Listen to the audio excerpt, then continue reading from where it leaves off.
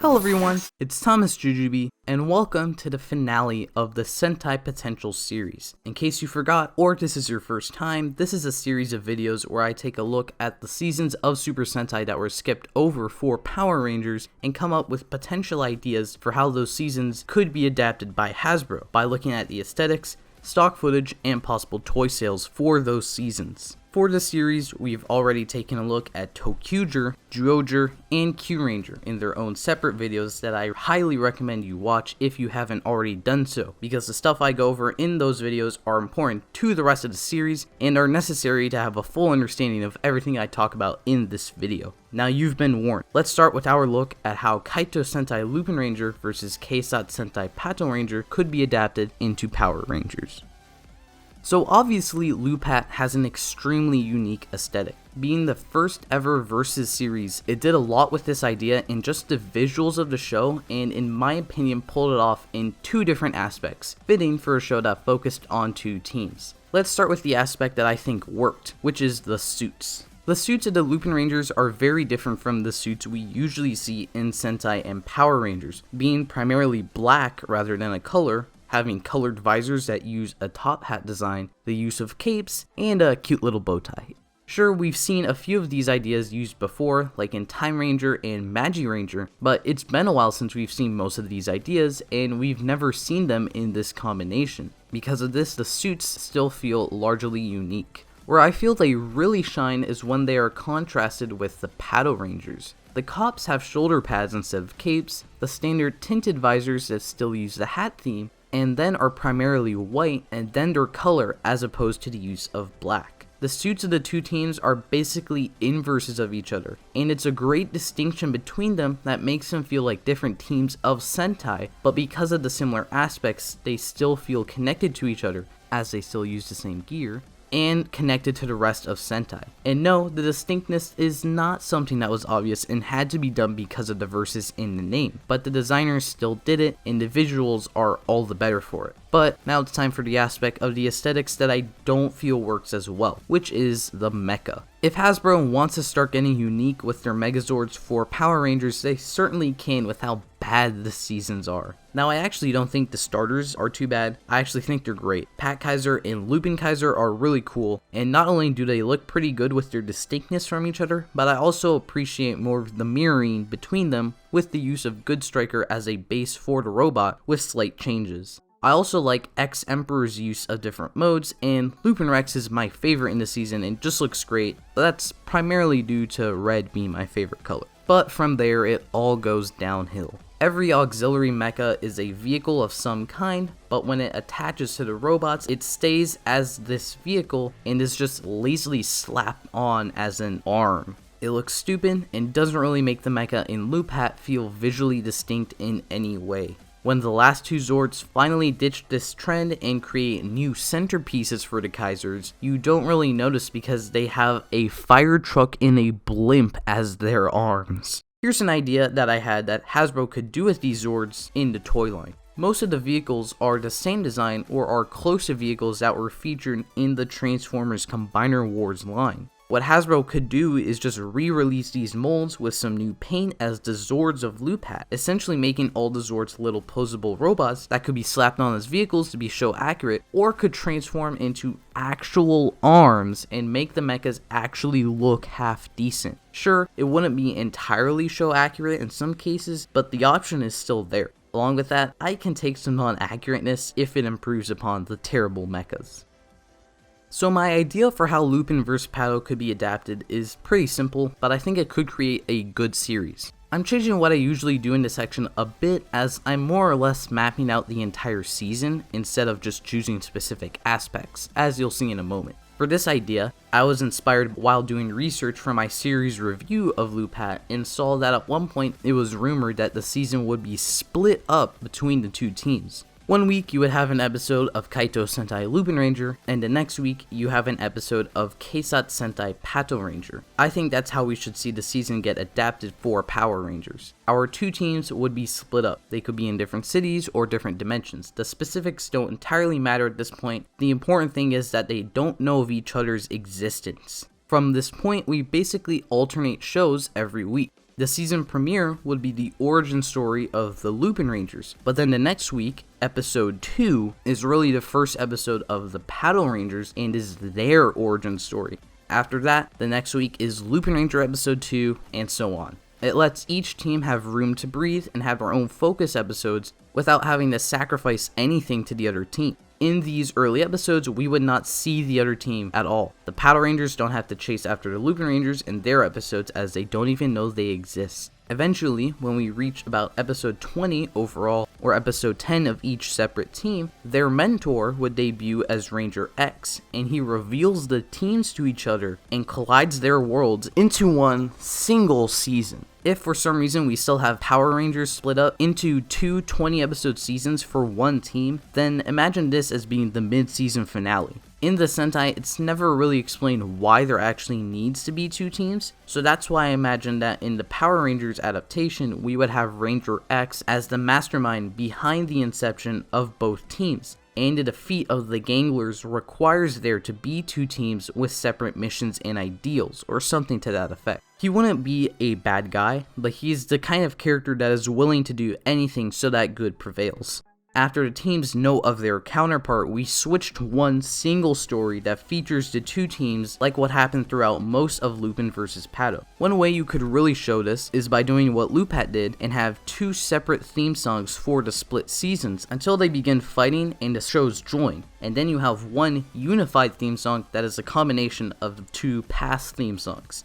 In these episodes, the teams butt heads and fight each other until the last 5 or something episodes, where we should definitely see the two teams finally put their differences aside and join forces to finally defeat the Ganglers. After that, I feel it would be only right that they once again go their separate ways and receive their own separate wrap-ups into individual episodes that once again have the unique theme songs. These big changes to the status quo would also fix a problem with Lupat where it felt like everything just stayed still and didn't move at all for about 40 episodes. Even if Hasbro does not use this idea, which they probably won't if we're being honest, I think that would be wise for them to capitalize on the versus aspect of the Sentai as much as possible, even more than what was originally done. It could fix problems that Sentai fans had with the original use of this idea, but could still be used to create a massively thrilling season of Power Rangers.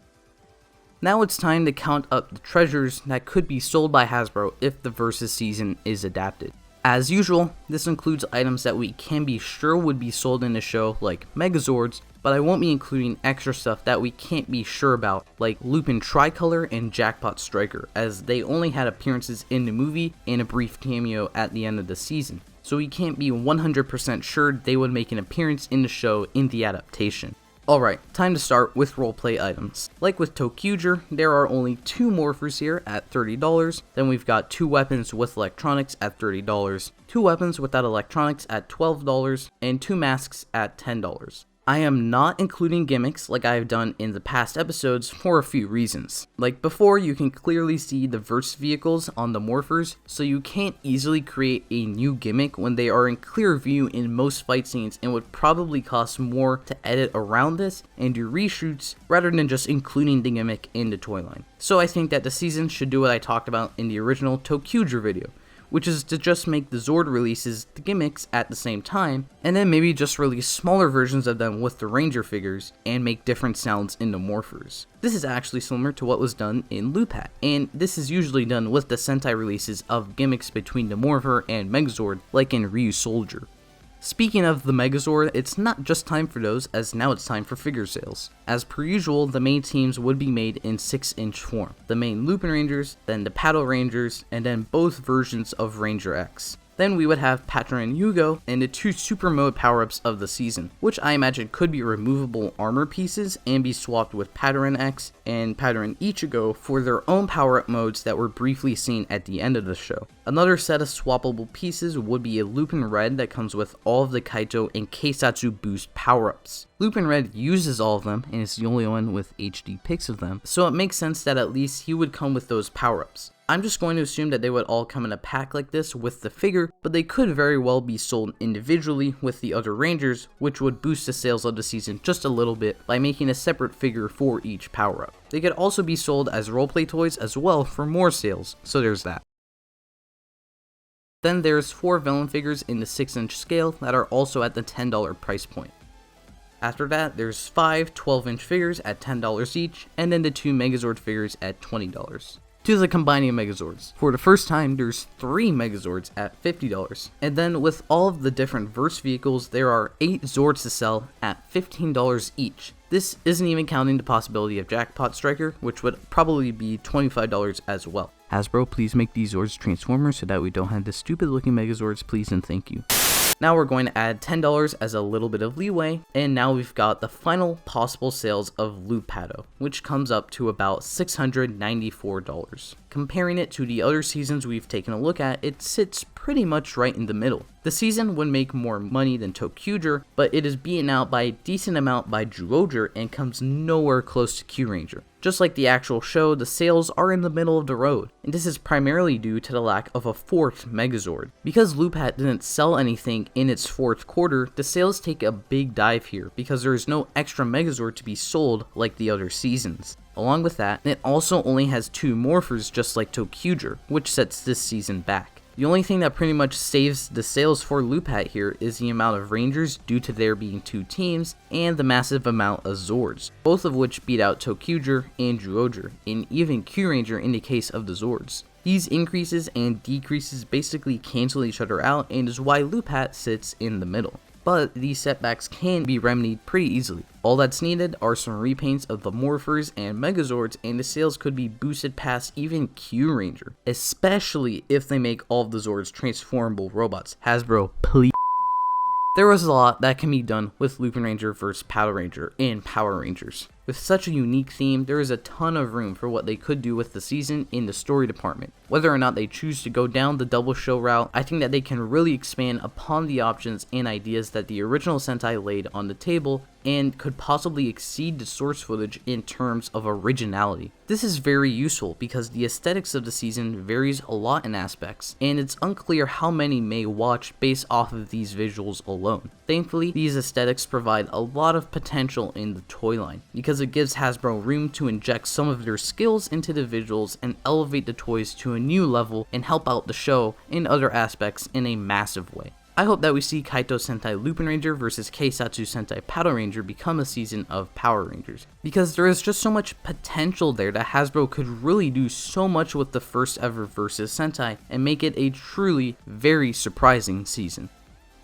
With that, we've reached the end of Season 1 of Sentai Potential. Season 1? Yes, as some of you have asked / already found out, I plan to continue Sentai Potential as more or less a yearly series after a season of Super Sentai ends. When Keisatsu Sentai Ryusoulger ends sometime next spring, and once I catch up on it, I'll be right there to figure out the potential for how the season could be adapted into Power Rangers. Along with that, again, as some of you have asked / found out, I want to try and start doing Rider Potential. Basically this series, but with Kamen Rider instead, and a change to a few aspects to fit that change. If I do the series, I won't be starting with Geo once it ends soon, because as an anniversary season, that could be very strange to start an adaptation with. I would have a lot of guessing to do with the source footage section, so there is currently nothing I've planned for Rider Potential, but I've had the idea for almost a year now alongside Sentai Potential, and I want to do something with it in some way soon. Thank you guys for all the support these last few weeks on the Sentai Potential series, especially with the recent delay. These videos have been fun to make, but the back-to-back schedule could be a bit hard at times, so all of the support and kind words mean a lot. We've hit 50 followers on Twitter, 100 members on the Discord server, and we're almost at 3,000 subscribers, which really